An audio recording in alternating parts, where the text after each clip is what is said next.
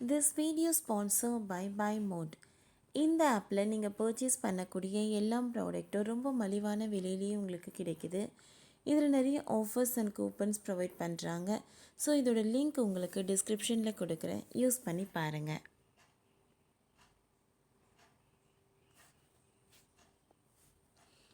மூளைக்குள் அடிக்கும் ஃப்ளாஷ்.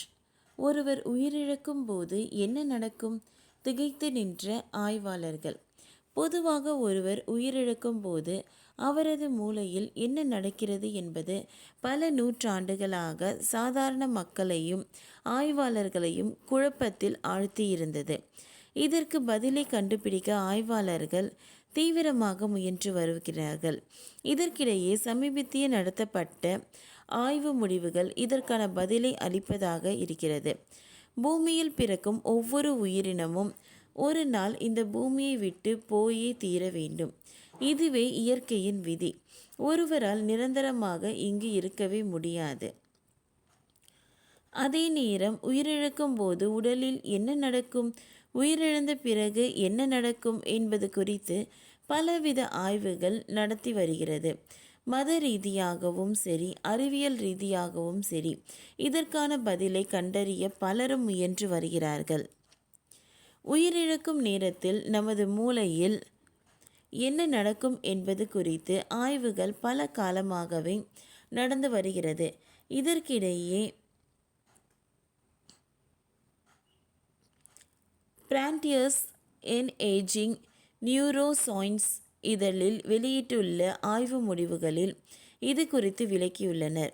ஒருவர் உயிரிழக்கும் போது அவரது மூளையில் என்ன நடக்கிறது என்பதை இது படம் பிடித்து காட்டுகிறது. இது நமக்கு இருக்கும் பல சந்தேகங்களுக்கு பதில் அளிப்பதாக கூறுகிறது. இதன்படி உயிரிழக்கும் தருவாயில் வாழ்க்கையின் முக்கியமான நிகழ்வுகளை மூளை மீட்டெடுக்கிறதாம். அதாவது உயிரிழக்கும் போது வாழ்க்கையில் நடந்த முக்கிய சம்பவங்கள் அவர்கள் நினைவுக்கு வந்து செல்வதாக ஆய்வாளர்கள் குறிப்பிடுகிறார்கள். ஆய்வாளர்கள் மேலும் கூறுகையில், நினைவுகளை மீட்டெடுக்க மூளை ஒரு விதமான அலைகளை உருவாக்குவதை நாங்கள் கண்டறிந்தோம். அதன் மூலம் உயிரிழக்கும் சமயத்தில் ஒருவருக்கு வாழ்க்கையில் நடந்த எல்லா முக்கிய விஷயங்களும் கடைசியாக ஒரு முறை நினைவுக்கு வந்து செல்லும் என்கிறார்கள். 87 வயதான நோயாளி ஒருவர் வலிப்புக்கு சிகிச்சை பெற்றபோது திடீரென இதய செயலிழப்பு ஏற்பட்டது. அப்பொழுது அவரது தலையில் பொருத்தப்பட்டிருந்த கருவி சுமார் 90 வினாடிகள் அவரது மூளை செயல்பட்டதை கண்டறிந்துள்ளனர். அதாவது அவரது இதயம் துடிப்பதை நிறுத்திய பிறகு பல நொடிகள் மூளை செயல்பட்டுள்ளது. காமா அலைவுகள் மற்றும் டெல்டா, தீட்டா, ஆல்ஃபா மற்றும் பீட்டா என அழைக்கப்படும் நரம்பு அலைவுகளில் மாற்றம் ஏற்படுவதை ஆய்வாளர்கள் கண்டறிந்துள்ளனர். இந்த அலைகள் உயிருடன் இருக்கும்போது மட்டுமே ஏற்படும். அதிலும் குறிப்பாக காமா அலைகள் நினைவுகளை மீட்டெடுப்பதுடன் தொடர்புடையது.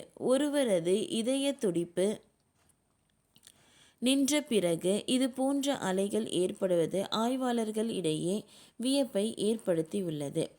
இதயம் துடிப்பது நின்றவுடன் மனித உடலில் என்ன நடக்கும், மூளைக்குள் நடக்கும் மாற்றம் என்ன என்பதை கண்டறிய இது போன்ற ஆய்வுகள் உதவும் என்பது எதிர்பார்க்கப்படுகிறது. மேலும் சரியாக ஒருவரது உடலில் இருந்து எப்பொழுது உயிர் பிரிகிறது, உடல் உறுப்பு தானங்கள் குறித்து எப்பொழுது முடிவெடுக்கலாம் என பல கேள்விகளுக்கு இந்த ஆய்வுகள் பதிலை தரும் என்று எதிர்பார்க்கப்படுகிறது. ஓகே ஃப்ரெண்ட்ஸ், இந்த வீடியோ உங்களுக்கு யூஸ்ஃபுல்லாக இருந்ததுன்னா லைக் பண்ணுங்கள், ஷேர் பண்ணுங்கள், சப்ஸ்கிரைப் பண்ணுங்கள். தேங்க்யூ.